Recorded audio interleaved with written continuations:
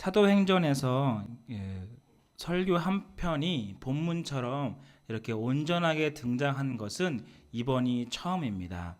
앞서 그 장을 보시면 베드로가 신문을 당했을 때, 그리고 베드로가 성령 충만함을 입었을 때 했던 이야기도 있었지만 그것은 간략하게 소개가 되었는 것이고요.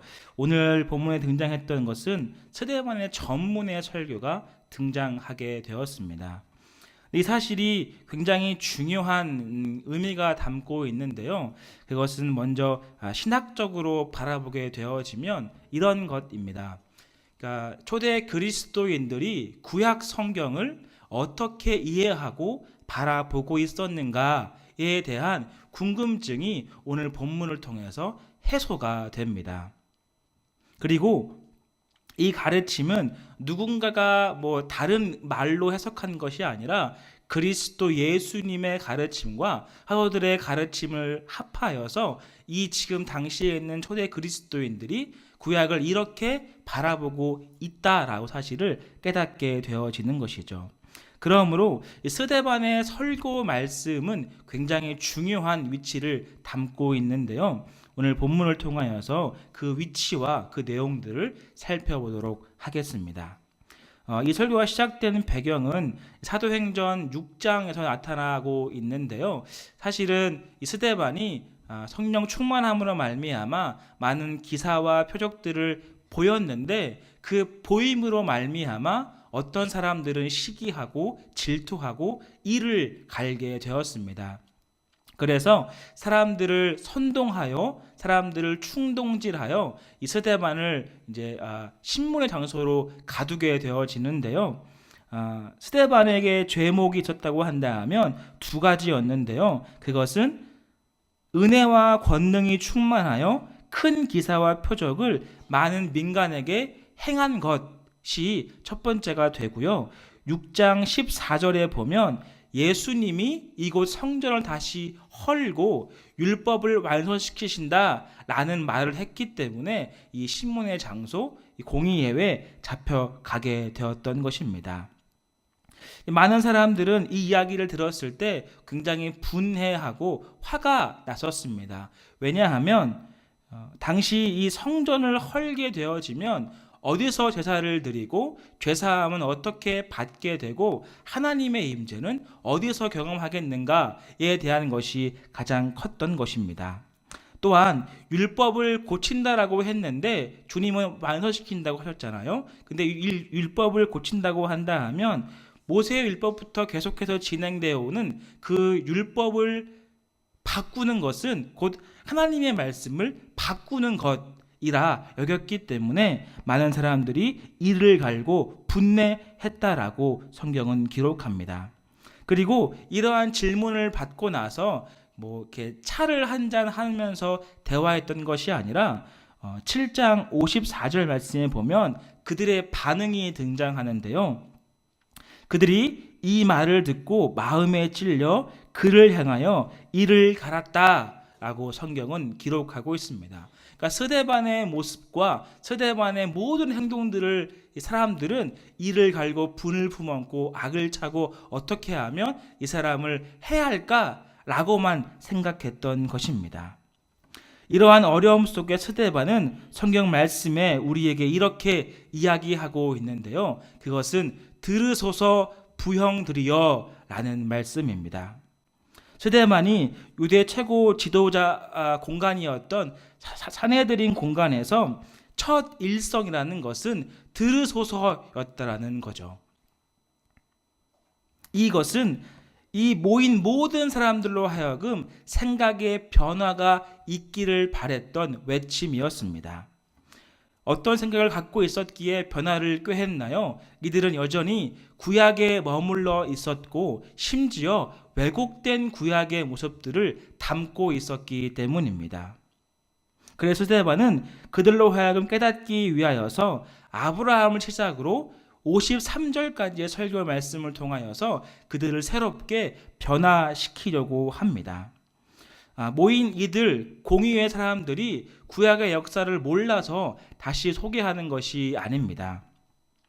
예수 그리스도가 이 땅 가운데 친히 오셨음에도 불구하고 인정하지 못하고 여전히 새로운 메시아를 기대했던 그들에게 이제 곧 오신 예수 그리스도를 믿음으로 말미암아 구원을 얻는다라는 말을 우리에게 소개하고 있는 것입니다.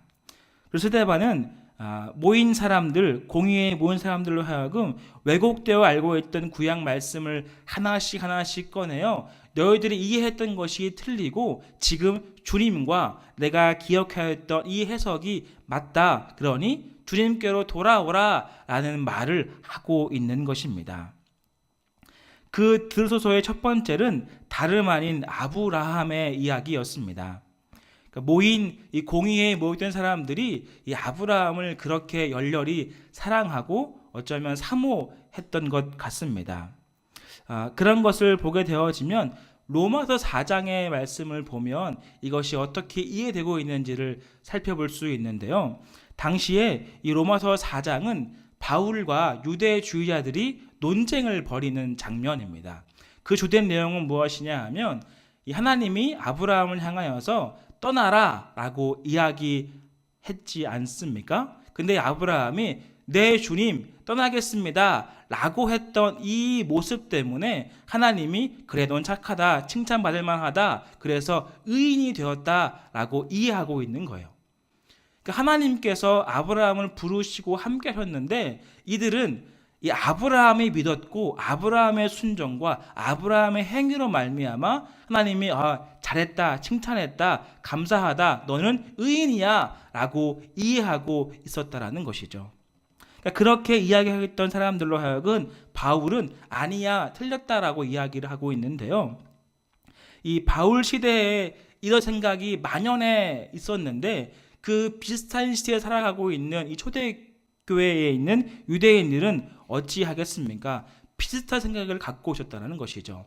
내가 아브라함의 자손인데 내가 아브라함의 같은 핏줄인데 내가라고 이야기를 하며 내가 바로 의인이다라고 고백했던 것입니다. 그리하여서 하나님께서 먼저라기보다는 내가 행동했고 내가 율법을 지키고 내가 따랐기 때문에 구원받은 것이야 내가 이만큼 의인된 것이야 라고 의시되며 자랑했던 것이죠. 그런 그들에게 스데반은 단 한마디로 요약합니다. 들으소서 부형들이여 라고 이야기하며 2절 맨 끝에 보시면 이렇게 쓰여 있는데요. 제가 읽어드리겠습니다. 우리 조상 아브라함이 하란에 있기 전 메소포다미아에 있을 때에 영광의 하나님이 그에게 보여. 아멘. 이렇게 쓰여 있는 거예요. 그러니까 아브라함이 무언가를 행했던 것, 아브라함이 무언가를 행해서 의인 되었다는 것이 아니라 먼저 하란에 있을 때, 이 메소포다미아에 있을 때 영광의 하나님이 그에게 먼저 가셔서 보였다라는 거예요. 이 하란에 있는 이 갈대아 우르라는 지역은 저희가 잘 알고 있듯이 달을 섬기는 지역이었습니다. 우르가 달이라는 뜻이거든요. 그러니까 달을 섬기는 사람들이었는데, 그러니까 모든 사람들이 달을 섬기기 때문에 아브라함의 가정도 자연스럽게 달을 섬기는 가정으로 변하게 되었습니다. 이것은 어떠한 강압적이나 어떠한 그런 것이 아니라 자연스럽게 사회적인 분위기가 그러기 때문에 달을 섬기던 사람들 중에 그냥 한 명이었던 것입니다. 그런데 이 아브라함이 무슨 재주가 있고 어떠한 지식이 있어서 하나님의 음성을 듣고 그 말씀을 이해하고 하나님이 만군의 여호와 하나님이구나 라고 믿고 의심하지 않고 갔단 말입니까? 그렇게 이야기하는 것이 아니라 스데반은 우리에게 말씀하고 있기로 영광의 하나님께서 아브라함에게 찾아가려셔서 그에게 함께했다라고 기록하고 있는 것이죠. 이 이야기를 들은 많은 공회에 모인 사람들은 적당히 당황했을 것입니다. 왜냐하면 아브라함을 유시하여서 내가 행하고 있고 율법을 지키는 모든 것들이 정당화됐었는데 그 모든 것들이 다 폐해져 버리고 하나님이 먼저 나에게 찾아오셨다니 그러면 내가 지금까지 행했던 모든 것들이 물거품이 되어버리기 때문에 굉장히 당황하고 적잖이 분을 냈던 것이죠. 이러한 설명이 사도 바울도 같은 맥락으로 이야기하고 있는데요. 로마서 4장에서 결론을 맺고 있습니다. 우리 로마서 4장 20절에서 22절 말씀을 함께 같이 읽도록 하겠습니다. 자막이 준비되어 있으니 함께 같이 읽겠습니다. 시작. 믿음이 없어 하나님의 약속을 의심하지 않고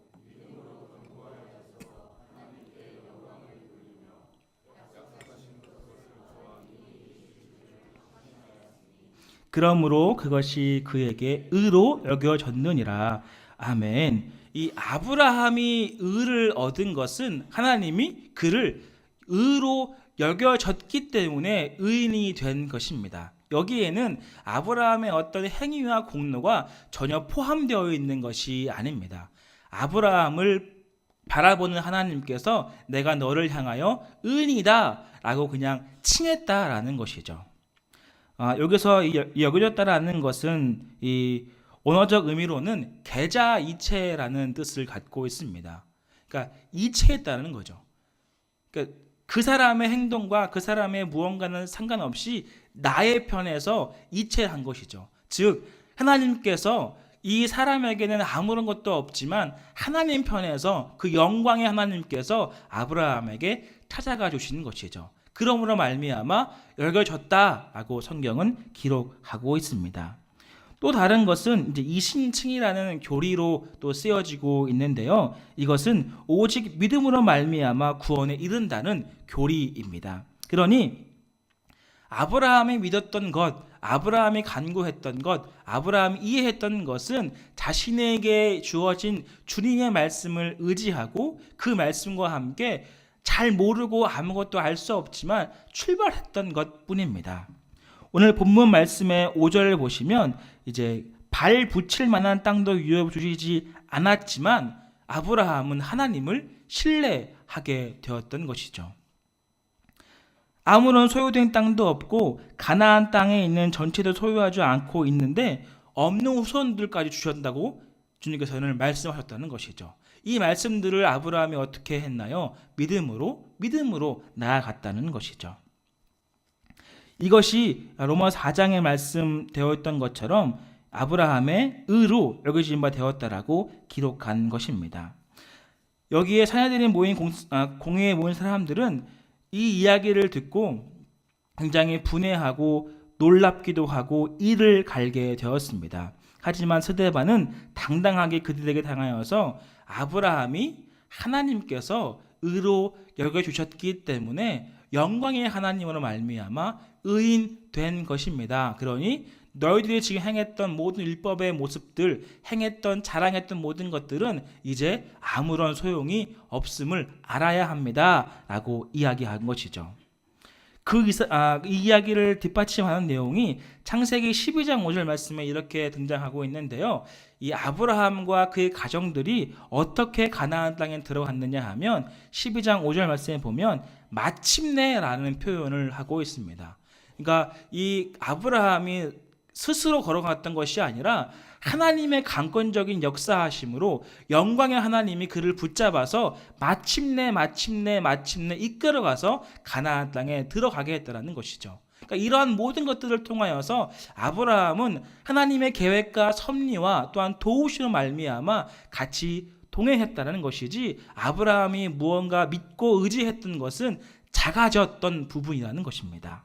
그렇게 스데반은 그들로 하여금 생각의 변화, 너희들이 의지하고 그렇게 이야기했던 아브라함의 율법을 지키며 의인 되었던 것이 아니다라고 이야기하고 있습니다. 이러한 생각의 변화를 외쳤던 것은 스데반이 처음이 아니었습니다. 주님도 이 땅 가운데 오셔서 회개하라라고 말씀하셨고 그 이전에 세례 요한 역시 회개하라라고 말씀하셨습니다.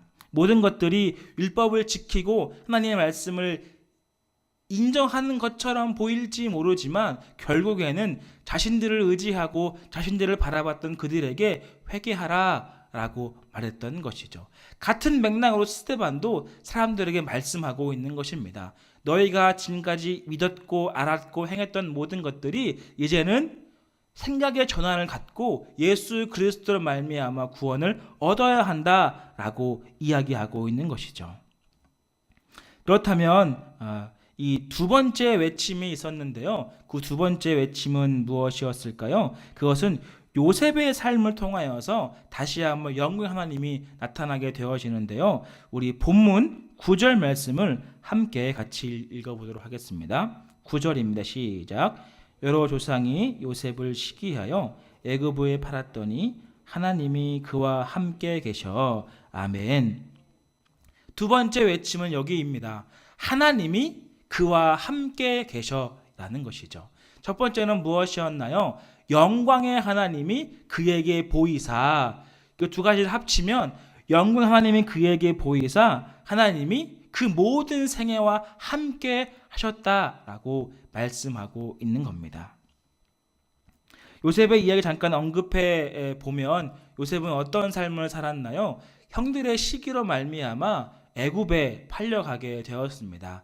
보디발의 집에 팔려가서 그 보디발에서 여러 가지 일을 하다가 조금 이게 일이 풀린 듯 보여서 모든 이제 일들을 맡기게 되는 사람이 되었는데 이 보디발의 이 아내의 모함으로 말미암아 또 감옥에 들어가게 되었습니다. 감옥에 들어가서 또 어떻게 되었나요? 이 떡 맡은 관원장과 술 맡은 관원장을 만나게 되어지는데 이 떡 맡은 관원장이 꿈꾼 것은 이제 떡 맡은 관원장이 이제 죽게 되어지고 술 맡은 관원장의 꿈을 해석했는데 그 술 맡은 관원장은 이제 나가서 요셉을 잊어버리게 되었습니다. 오랜 시간이 흐른 이후에 이 바로가 이상한 꿈을 꾸게 되는데 그 꿈을 아무도 해석할 수가 없어서 전전긍긍하고 있다가 요셉을 찾게 되어서 요셉이 그 꿈을 이야기하고 그 꿈의 내용은 7년 흉년과 7년 풍년의 이야기를 듣게 되는 것이죠. 그렇게 되었을 때 바로가 이 어려운 시기를 잘 극복하기를 바란다며 요셉에게 총리의 직책을 맡기게 됩니다. 여기까지 보면 요셉의 인생은 험난하고 또 험난하고 계속해서 험난하게 되었다가 마무리가 참 좋게 되어서 그래 총리가 되었으니 그만이야 라고 할지 모르겠지만 요셉의 실제 상황 가운데서는 너무나 고살프고 너무나 힘든 삶의 연속이었습니다. 그러나 요셉을 향하여서 스데반은 무엇이라 말씀하고 있느냐 하면 하나님이 요셉과 함께 계셨다라고 말씀하고 있는 것이죠. 반복하면 영광의 하나님이 요셉과 함께 하신 것이고 영광의 하나님이 아브라함과 함께 하신 것입니다. 마찬가지로 우리에게 적용해보면 그 영광의 하나님이 저와 여러분과 지금도 함께하고 계시는 것이죠. 우리는 우리의 생각과 우리의 모습과 우리의 공로와 어떠한 노력과 헌신의 모습으로 얻어지는 것이 아니라 온전히 하나님의 편에 있는 그 영광과 그 은혜와 그 충만함이 우리 모두에게 임하게 되어져서 하나님이 우리와 함께 계셨다라는 사실입니다. 이 요셉도 이제 훗날에 이렇게 고백을 하는데요. 창세기 50장 20절 말씀에 보면 이러한 고백을 하고 있습니다. 우리 창세기 50장 20절 말씀을 같이 한번 읽어보겠습니다. 읽겠습니다. 시작. 당신들은 나를 해하려 하였으나 그것을 선으로 바꾸사 오늘과 같이 많은 백성의 생명을 구원하게 하시려 하셨나니. 아멘. 요셉의 삶은 어느 순간 쉬운 장면이 없었습니다. 그렇지만 요셉이 자신의 모든 것을 경험한 이후에 무엇이라 이야기하고 있나요? 형제들이여, 당신들은 나를 해하려 했을지 모르지만 하나님이 함께 계셔서 선으로 바꿔주셨습니다 라고 고백하고 있는 것입니다.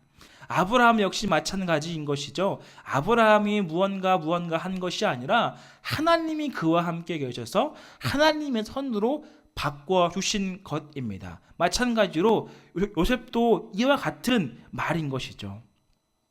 많은 사람들은 하나님의 임재와 하나님을 경험하는 것, 하나님의 음성을 듣고 그와 동행하는 것은 성전에서만 가능하다라고만 이야기했습니다. 그래서 이 1년에 3번씩 혹은 여러 번씩 성전에 모여서 죄사함을 얻어야 되고 예배를 드려야만 너희 죄가 회개되어지고 그리고 또한 죄사함을 얻게 되어질 것이다 라고 이야기했던 것이죠. 사마리아 여인이 이렇게 물어봤었죠. 우리가 어디서 예배를 드려야 합니까? 라고 했을 때 주님은 뭐라고 답하셨습니까? 이 산도 저 산도 아니고 곧 나와 함께 드리는 것이 예배다라고 말씀했다는 것이죠. 주님과 함께 동행하는 모든 삶이 어떤 것입니까? 예배하는 삶이 되는 것이죠. 스데반은 많은 사람들에게 구약 성경을 왜곡하고 잘못 알고 있던 것을 바로잡아 환기를 시키고 있는 중입니다. 그렇게 아브라함 율법을 지켜서 의인 되었던 것이 틀렸고 요셉의 모습을 통하여서 주님과 함께 동행하는 것이 참 동행이다라고 우리에게 말씀하고 있는 것이죠. 스데반은 모든 이들에게 외칩니다. 들으소서, 영광의 하나님께서 우리를 찾아오셨고 우리의 공로와 우리의 힘과 노력이 아닌 하나님께서 우리 가운데 오신 것입니다. 그리고 그 오심으로 말미암아 우리와 함께 계셔서 우리의 모든 어려움과 아픔들을 선으로 바꾸어 주실 것입니다 라고 외치고 있는 것이죠. 이 내용을 적용한다면 어떻게 적용할 수 있을까요? 우리의 모습은 어떻게 바라보고 계십니까? 우리는 어떠한 모습으로 아브라함과 하나님을 의지하고 그 분을 바라보고 계십니까? 우리에게도 외치는 말이 있습니다. 들으소서, 연희교회 성도 여러분, 영광의 하나님께서 우리 가운데 임재하셔서 우리와 함께 하실 것입니다. 들으소서, 우리가 서로 외쳐야 하겠습니다. 죄악과 삶의 어려움이 있거나 마음에 쓰고 모든 것을 어려움이 있을 때 하나님 우리 가운데 말씀하고 계시는 것이죠. 들어라, 영광의 하나님이 내가 너와 아브라함과 요셉의 모습처럼 끝까지 함께 하겠다라고 우리 가운데 말씀하고 있습니다. 죄 가운데 있더라도 삶의 어려움가 있더라고 하더라도 우리 모두에게 주님께서는 함께 하고 계신다고 말씀하고 있습니다. 스데반을 닮았던 사람들이 신문을 하고 어렵게 하고 고통을 줄 때에는 혹 그들이 이기는 것처럼 보였을지 모릅니다. 아브라함이 집을 떠나서 출발할 때 아무것도 없는 것, 그리고 그때에 분깃도 없었다라고 고백하는데 그것을 바라볼 때 어쩌면 실패했다라고도 말할 수 있겠습니다. 요셉 역시 그의 험난한 인생을 살다 보면은 실망하고 좌절하고 삶을 포기할 수도 있을 것처럼 보입니다. 그러나 성경은 스데반은 우리에게 다시 한번 말씀하고 있는 것이죠. 영광의 하나님께서 친히 찾아와 주셔서 우리와 함께 하셨다라고 말씀하고 있습니다. 주님도 이 땅에 오셨을 때에는 마구간에 탄생하셨습니다. 보잘것없고 아무런 소용도 없고 아무런 힘도 없을 것처럼 보였던 이 예수님께서 십자가에 죽으시며 말미암아 모든 사람을 구원에 이르게 하지 않으셨습니까? 하나님의 역사와 하나님의 은혜와 하나님의 섭리는 우리의 마음과 우리의 생각과는 전혀 다름을 보게 되어집니다. 우리 이사야 55장 8절 9절 말씀에 이렇게 기록하고 있는데요. 우리 이사야 55장 8절 9절을 함께 읽도록 하겠습니다. 읽겠습니다. 이는 내 생각이 너희 생각과 다르며 내 길은 너희의 길과 다름이니라. 여호와의 말씀이니라. 이는 하늘이 땅보다 높음같이 내 길은 너희의 길보다 높으며 내 생각은 너희의 생각보다 높음이니라. 아멘. 하나님의 생각, 하나님의 길, 하나님의 땅과 이 높음과 이 길을 모든 것은 우리의 것보다 비교할 수 없을 만큼 높고 위대하다라고 말씀하고 있는 것이죠. 말씀을 정리하도록 하겠습니다. 스데반이 이야기하고 있는 것은 그들이 잘못 알고 있고 왜곡된 구약의 신약들을 말하고 있었습니다. 아브라함의 믿어서 의인 되었다는 것을 강조하여서 그들이 율법을 지키는 것으로 말미암아 으스대고 자랑하게 되었습니다. 그리고 자신의 율법을 지키니까 구원받은 백성이고 율법을 지키지 않는 너희들은 죄인이야라고 정죄하게 되었습니다. 하지만 스데반은 그들을 향하여서 들으소서 부형들이여 아브라함의 믿어서 의인된 것이 아니라 영광의 하나님께서 찾아가 주셨기 때문에 의인이 된 것입니다 라고 말씀하고 있습니다. 또한 요셉의 인생을 바라볼 때에도 하나님의 함께 하시고 임재가 없는 것처럼 보일지 모르지만 하나님께서는 요셉과 늘 함께 하셔서 그의 삶을 선한 것으로 인도하셨기 때문에 그것을 믿고 의지하고 간구하라 라고 우리에게 말씀하고 있습니다.